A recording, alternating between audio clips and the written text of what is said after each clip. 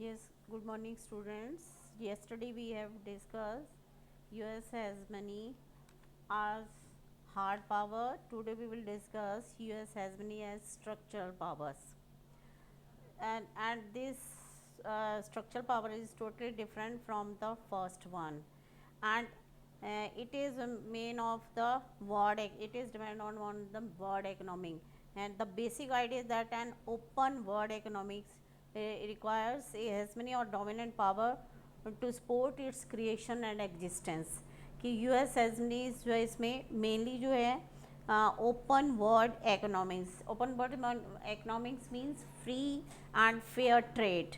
That is the dominance of the on the world politics. कि किसी की भी कंट्री की वर्ल्ड पॉलिटिक्स डिपेंड्स करती है not only on for the military but also the dominance of the economically, also the dominance of the of that country.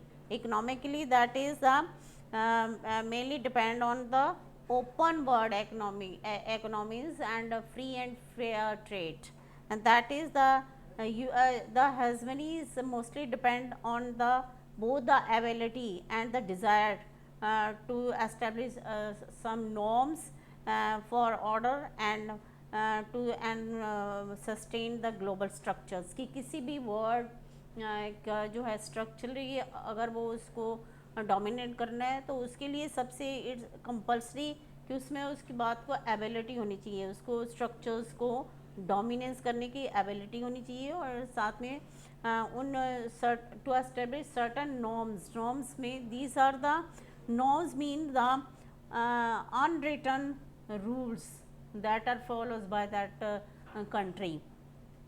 कि ये unwritten rules होते हैं पर उस कंट्री को फॉलो करने पड़ते हैं अगर किसी भी वर्ड में अपनी वर्ड इकोनॉमी जो है इस्टेब्लिश करनी होती है. तो it depends on the US play a very important role in providing global public goods. Global public goods के लिए जो है प्रोवाइड करने के लिए यूएस ने की अपनी हेजमनी है. Global by global public goods means that those goods that used by others people also but not affect others.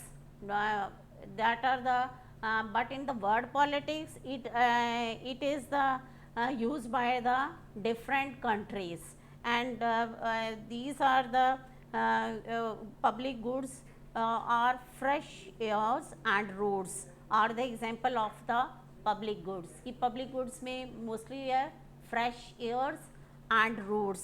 कि अगर हम जो है बाय एयरप्लेन यूज़ करते हैं कोई भी चीज़ को बाय एयर या बाय रोड्स, तो एक जो है यूज़ करने से उसकी जो है यूटिलिटी या उसकी इम्पोर्टेंस कम नहीं हो जाती और दूसरों को कोई नुकसान नहीं होता. That are the public goods. But in the world politics, in the world economic, the best example of the public goods are world economic में सबसे मेन डिपेंड है not only the fresh air and the roads but in the world politics these are the sea lanes of communications. कि mostly जो है world trade कैसे होगा, what is it not possible without the sea lens, without the ships, without the cargoes. तो इसके लिए जो है ये free trade is an open world economy would be possible, would not be possible without open SLOCs. It means कि सी lanes of communications. कि कोई भी कंट्री जो है अगर दूसरे में ट्रेड करता है तो उसको जो है शिप्स के थ्रू एंड कार्गोस में जो इसमें मर्चेंट जो है कॉमनली सेम रूट को यूज़ करते हैं, और इसमें that is the example of the world trade. And mostly in the naval power of the hegemony किस पर इसमें है, नेवल पावर किसके पास है the hegemony, that is the US. US के पास नेवल पावर है और इसी को जो है वो सारे रूल्स एंड रेगुलेशंस जो है बनाता है. And freedom of the navigations के लिए जो है इंटरनेशनल वाटर्स को यूज़ करने के लिए ये यूएस ही जो है रूल्स एंड रेगुलेशंस जो है बनाते हैं. कि सबसे पहले कौन था, ब्रिटिश के पास ये जो थी नेवल पावर्स थी on the after the second world wars. Mostly the naval power, the navy powers that was used, the sea route, the main role played the USA.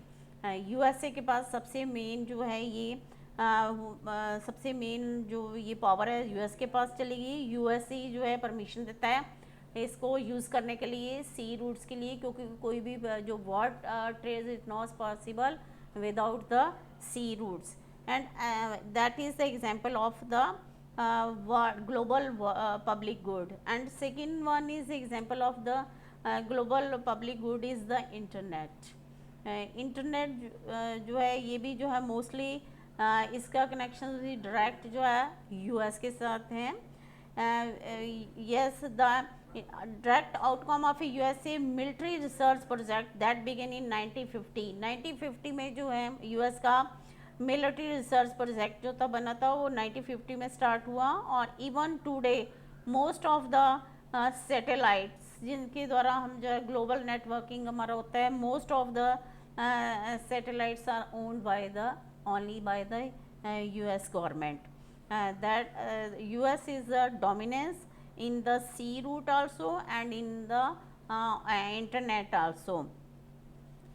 As US is present in all part of the world, कि all parts of the world में everywhere is the US is present, and the world economic share of the US is now the 24.3%, and that is the latest percentage of the world economic of the USA.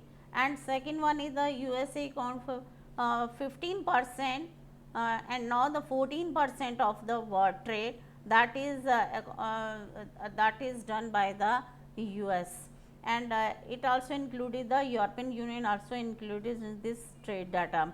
And there is in not a single sector of the world economy which an American first does not feature in the top 3 list. कि कोई भी word का कोई भी इसमें trade, word trade हो, word education, every field जो life की एवरी फील्ड ऑफ लाइफ कि फर्स्ट 3 जो है वो first second and third list में सब जगह जो है यूएस जो है प्रेजेंट है, उसका नेम है. And another is the US structural power also which power, इसमें इतनी स्ट्रक्चर पावर कि ये पूरी वर्ल्ड इकोनॉमिक को, पूरे वर्ल्ड को उसको उसकी शेप को अपने अकॉर्डिंग जो है इसमें चेंज करने का पूरा उसके पास इसके पास पावर है. And shape the total global economy in a particular way after all Bretton Woods system that is set up by the US after the Second World War. US ने जो था ये ब्रेटन वुड सिस्टम्स जो था ये इसको कर रहा था, और इसकी वजह से जो है सारे जितने भी प्रोडक्ट्स थे उस पर यूएस की हेजमनी थी. और इसमें जो है सारे जो इंक्लूड होते हैं इसमें mostly the World Bank, International Monetary Fund and World Trade Organizations.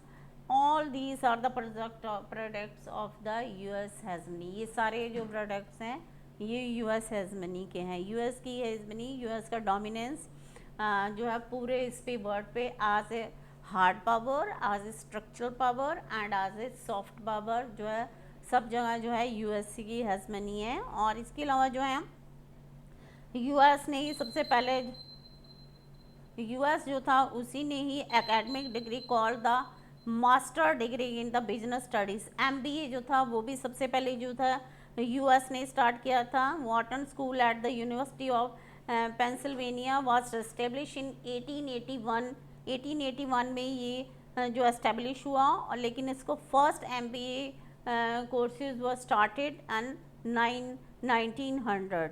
The first MBA course outside the USA was established only in 1950, and there is no country in the world today in which there is a MBA is not a academic degree. कि कोई भी word की अब कोई भी ऐसा नहीं है जहाँ पर कि MBA की डिग्री नहीं है, लेकिन ये स्टार्ट जो थी वो it start from the US.